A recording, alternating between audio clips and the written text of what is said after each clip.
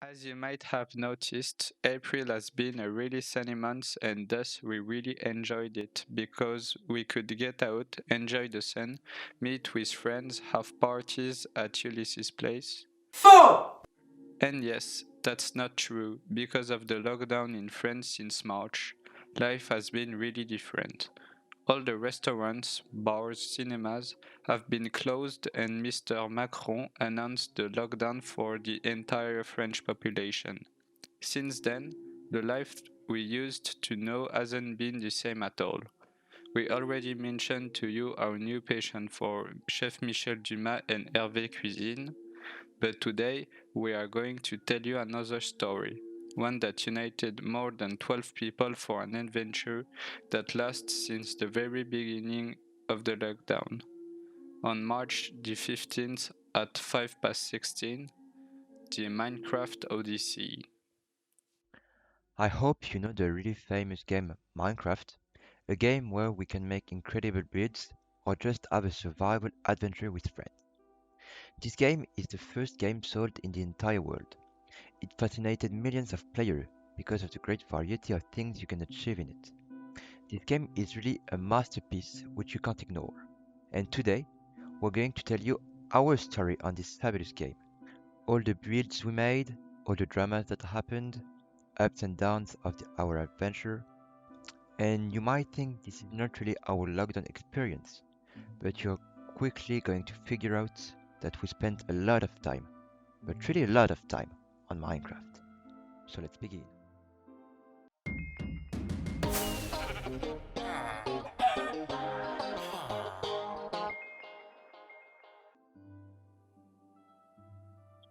Everything begins when Martin, my cousin Arsène, and I were talking on Discord, a very useful software that we can use to play but also have class, and we were asking ourselves what we could do during the containment.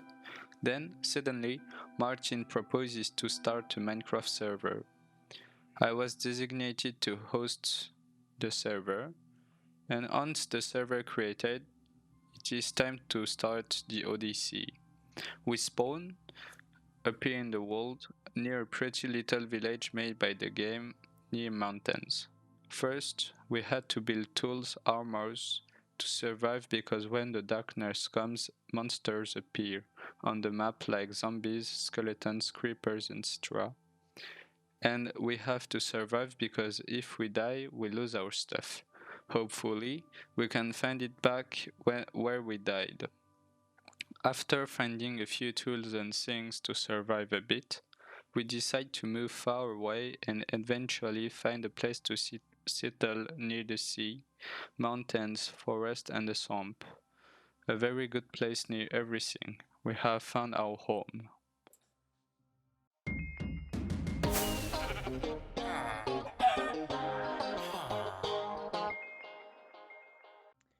We have found a place to settle. We now have to build somewhere to live, grow food, and welcome more friends to join the adventure. Ulyss then starts to build a really basic shelter, kind of wooden box to start our village. We now have a small place to live, but we cannot survive without food to eat. Ulyss takes the lead and begins to grow wheat and potatoes and builds enclosures to welcome cows, hens, pigs, sheep. We can now survive without having to worry about food because the crops and cattle will provide us enough food. It is the time to welcome a new adventurer. Maxime makes his entrance. He immediately makes a contribution to the settlement by building a windmill in front of the crops. It has no use for the fields, but it is quite aesthetic and it is the first build still here today. Ulyss takes the decision to build the first house by converting the first shelter into the entrance of the house. We now call this build the hub because it is the center of the village and everyone can use the chests and furniture that can be found there. It is a kind of town hall. We have now a place to live, a settlement, a village.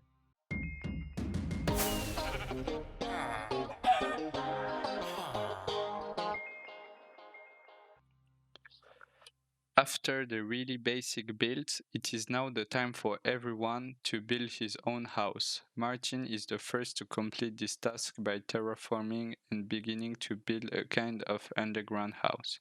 It is a simple square hole with a glass roof, so the light is really natural. Later on, he decided to enlarge this construction by building two wings of the hole. This was possible because of the way the hole was built. Effectively, the hole had four entrances, one on each side of the square. He kept one entrance as the main entrance. The two on the left and right were transformed to host the new wings, and the last one, opposite to the main entrance, will be used later on. His right wing finally appeared to be the enclosure of a polar bear, and the left one the enclosure of a red fox on the ground floor. Another survivor appears on the server, our good friend Lucas. As same as Maxime, he immediately starts to build a construction, but not for everyone. He builds his home. He chooses to build it on a small hill in front of the hub and builds a wooden apartment building. At first, he wanted to build a house, but once he finished, we made fun of him saying it was a HLM. He was a bit triggered, but still believed in his construction. We also welcome a new pal, Nicolas, who builds with Maxime a black market with a hidden system to hide the market if the imaginary cops were meant to come and control the market. Arsène contributed to the village by building his home under the hub, but he disappeared from the game and wasn't able to finish it. Don't worry, he'll be back. Finally, Paul arrives on the server and builds an awful flying platform in the sky looking like a suppository. We quickly took the decision to destroy it because it was really awful. The village has welcomed his first villagers.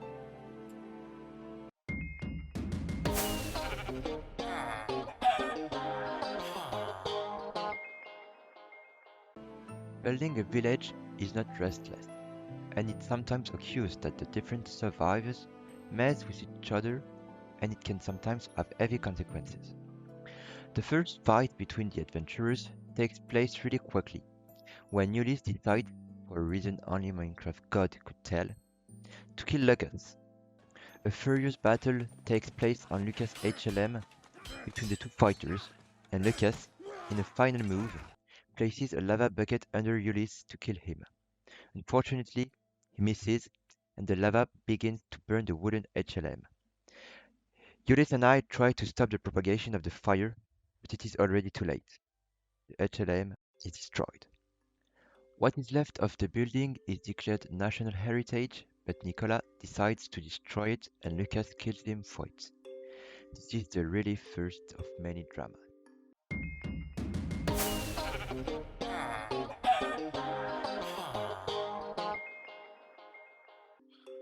After seeing his HLM burn, Lucas wished to take a new start and settle on the small island near the village. He takes a complete new start and builds a home that looks like a Star Wars spaceship from above. This house is going to be very important later on because it is going to host in its underground one of the biggest projects of the server and also villager prison. Villagers are non-player characters in the game with whom we can make trade, and having a lot of them allows us to make every kind of trade. This is why Lucas' house was for a time the new attraction of the server.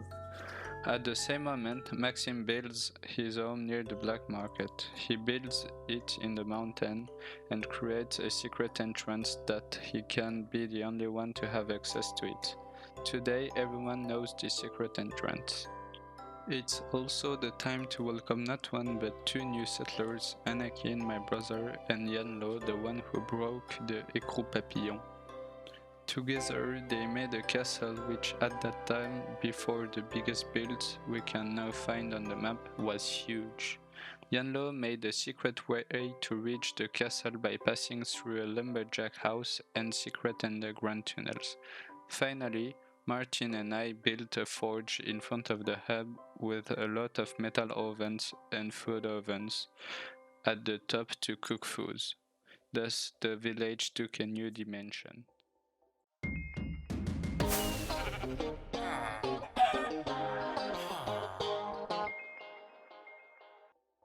In this chapter, all dedicated to Jan, we are going to skip the chronological order to speak about everything he did on the server and especially all the great loves he gave us. Jan joined the server around a week after his creation, and since then, he didn't stop to make us laugh by his behavior and all the funny things he said. As I said, he joined the server quickly, so nothing isn't really built. So, his first purpose is being my slave. He helps me to finish building my home and also to defend it. Jan, Quoi? aux armes. Hey, mais Later, I decide to set Jan free and allow him to build his own house using the last entrance of my house, opposite the main entrance. He starts by building a wooden, quite awful house, which burnt once, so I rebuilt it by adding a new room and a first floor. At last, my home and Cannes one were set on fire by Nicolas, and thus Jan decided to rebuild it, this time using stone. To this day, the house is still under progress. But this is not the only thing Jan did. When going to another dimension, the end, Jan becomes a builder by building bridges for Anakin and I to find structures in this dimension and rare stuff. Jan died several times in this hostile dimension, and this made us laugh a lot. He made a lot of other things that provoked a general laugh on Discord that we can barely remember, but for instance, he really often asked to be teleported to a place, but in a funny way, very insistent. Jan has also been a miner for a time but never came back from the mines and lost all his precious tools. He's also the one we used to kill really often because he had no armor and had a really funny reaction when he died.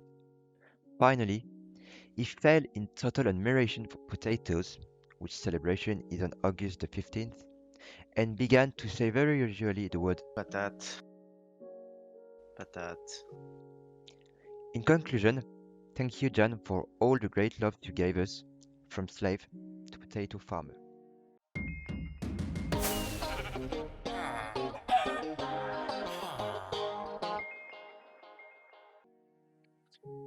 let's come back to the chronological order. After Jan's first house, we welcomed a new generation of adventurers, Victor, Pia and Elisa. Each of them made a construction. Victor built his tree house and helped for several projects we will talk about later. Pia joined the server and first tried to carry on by building Jan's house, but she quickly abandoned this project and helped Nicolas in one of his projects. Seeing her without anywhere to live, Maxime and Nicolas decided to build a house for her, but she never lived there and built her own house. Maxime and Martin even built a discotheque in its underground. Elisa was for a long time the server's worker. Each time someone had a big project, he called Elisa and she was here to dig or help to build it. A sort of slave.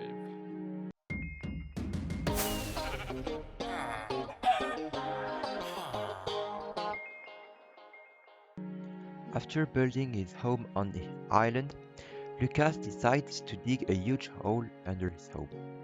It takes him days, even with Elisa's, Ulysses, and my help, but the result is magnificent. Again, we do not respect the chronological order. After digging for days, he starts the real project. He changes the wall by putting ice on it. He travels thousands of kilometers to find the mushroom trees, and here is the result. A mushroom tree forest with a rich chest room and a nice forest house. He will never live in this hole, but this is the first huge project and it is still fabulous.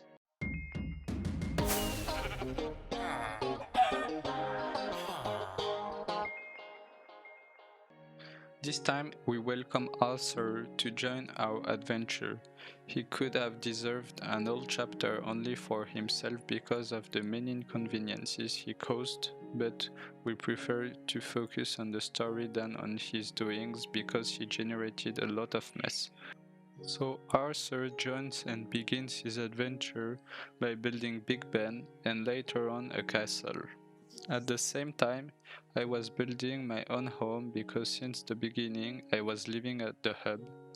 I built a quartz villa and settled there immediately. We can say that everything goes on under the sun.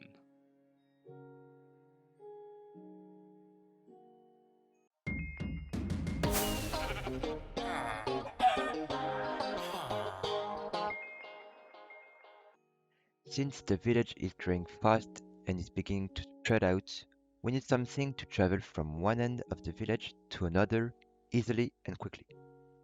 Yodis and I then think of a subway. This would enable us to travel to each part of the village quickly and reach the hub from anywhere. The project is launched. Ulysse leads the project, I lead the engineer team composed of Maxime and Victor, and Elisa is designated as the driller. The team is ready, the project progresses well and quickly. The subway sees the day a few days after the launching of the project. The different underground lines are active. From the hub, we can go to Lucas' Hall and House, to Yanlo's Castle, to the Black Market, to Khan's, Victor's, and my house. The metro project is a success.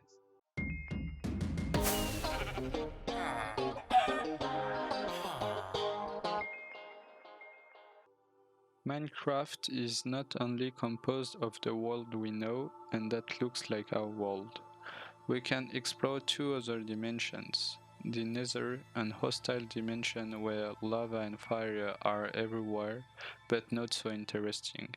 The second is much more dangerous, but allows us to find really powerful tools and armors. The Ender. To reach this dimension, we must find a portal hidden somewhere on the map. One day, Lucas finds it. Thus, we decided to launch an expedition there. Everyone gets the best armor and weapons he has, and we leave for this new dimension. The journey to the portal is made using boats, and once there, everyone jumps in the portal. The first task in the end is to kill the Ender Dragon, Minecraft's final boss. Every one of us fight ardently, some fall during battle, but the dragon is defeated. But the expedition doesn't end there. We can now explore the Ender to find end fortresses and end boats where we will discover powerful gears.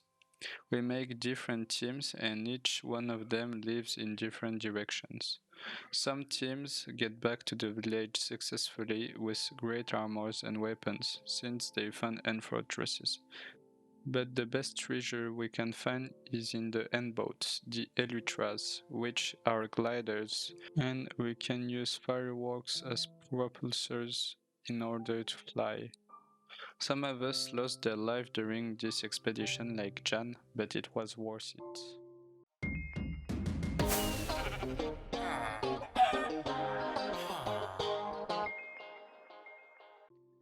Just back from the end expedition, we do not wait to start new projects. Nicolas begins to build a huge construction, a mansion, near the village on an artificial hill. On our side, Judith and I throw ourselves into the construction of an arboretum. Aim is to build a glass dome and to recreate the different biomes of the game in it. This takes us quite a while to achieve, but the result is nice. To sublimate everything, we decide to go into the nether to get the necessary ingredients to create a beacon, this light beam. Those two impressive constructions bring a new face to the village.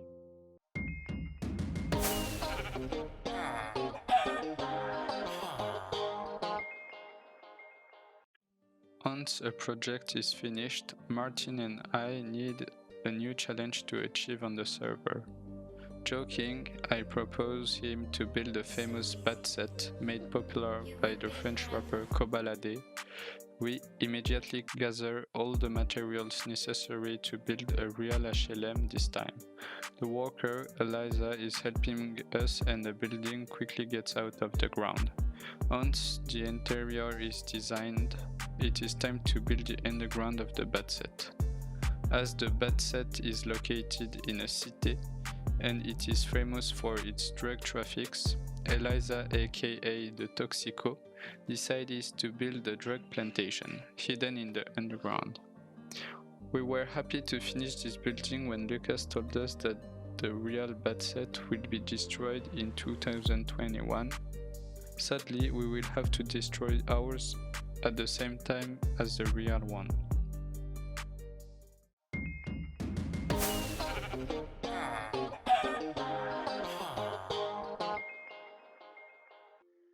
As we said before, Nicolas was building a mansion, but it was a bit awful and it was quite annoying for a few days. So we all decide, when he isn't here, to burn his mansion and destroy it with TNTs. And we agreed to say that it is a lightning that hit the mansion and set fire to it when he would ask us what happened. The day following the lightning, he connects to the server, but Elisa makes a blunder and Nicolas understands we had burned his mansion. He decides to get revenge and begins to burn everything on the server. Jan's home, my home, Pia's home, and Big Ben are hit. Yuli didn't wait a second and put an end to Nicolas' adventure by banning him from the server. Jan builds a new house at the same place, while Arthur and I decide to start over a new life. The lightning has struck one build, 4 are destroyed.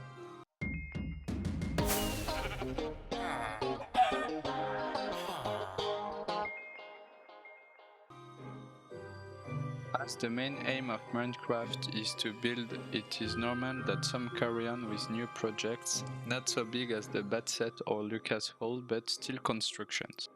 For instance, Elisa finally decided to get her own place and build her own crops and cattle, and a small hut to survive. Elisa and I began the construction of a big stable that is not finished on this day. Maxime built a small glass observator, really poor compared to his next project. All the survivors carry on building under the moon.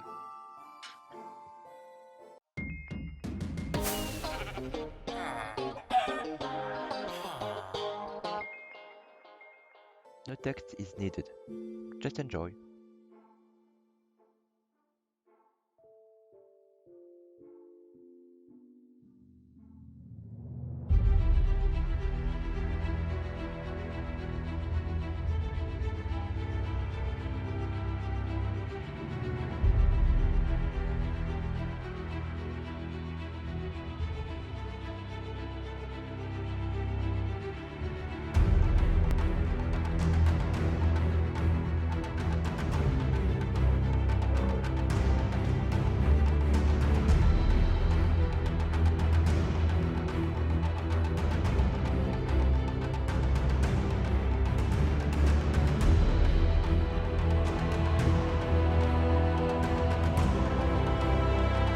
Trois, deux, un.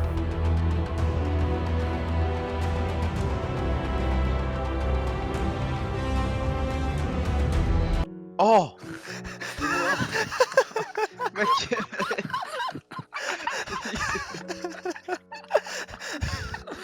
Alors, vous me trouvez comment?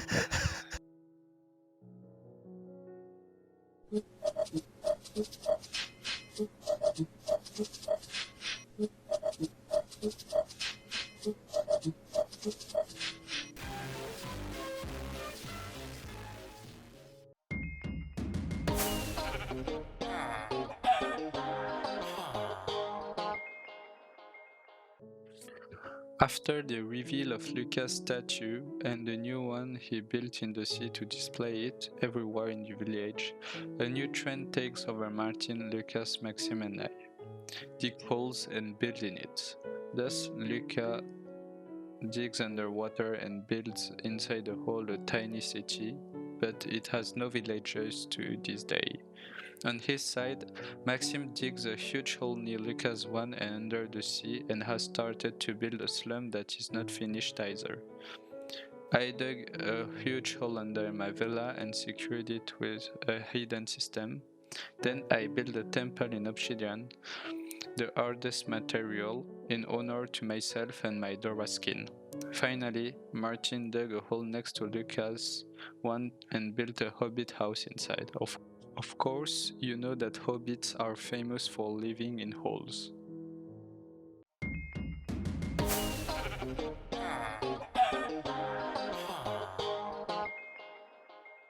We already mentioned the fact that Arthur generated a lot of mess on the server. He stole Arsène's map, stole in different chests, really messy. So he decides to exile himself far from the village and build a new base on water where he lives alone. To reach this place, we have to travel through the nether on risky bridges. He really doesn't wish us to be there. Unfortunately, the Peaky Blinders, Ulysse, Lucas, Arsène, and I, managed to reach this place and have sectioned the dissident for stealing the maps and all his acts by burning his base on water. By order of the Peaky Blinders. Let's add that the faces of the four Peaky Blinders can be seen on Mount Rushmore, built by Lucas after his statue.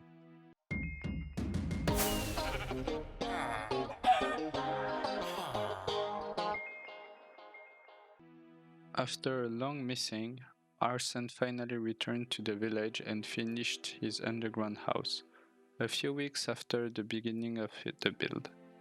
With Martin, he converted into a musician and they composed in the moonlight near the hub.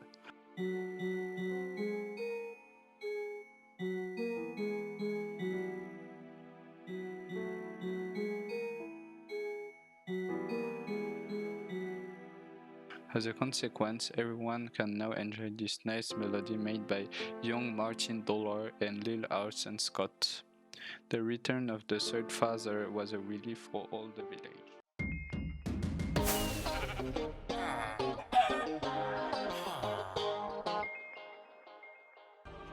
In honor of the Lord of the Rings 2, Lucas and I built the two towers we can see in the movie.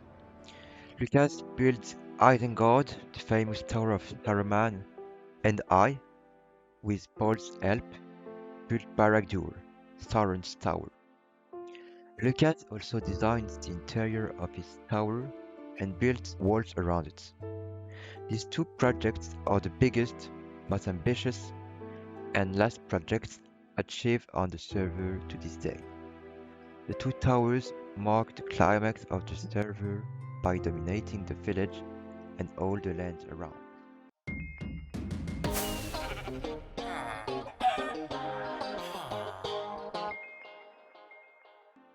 We have mentioned every build now achieved on the server, but some are still in progress. For instance, Victor is building a quartz boat, maybe the Titanic.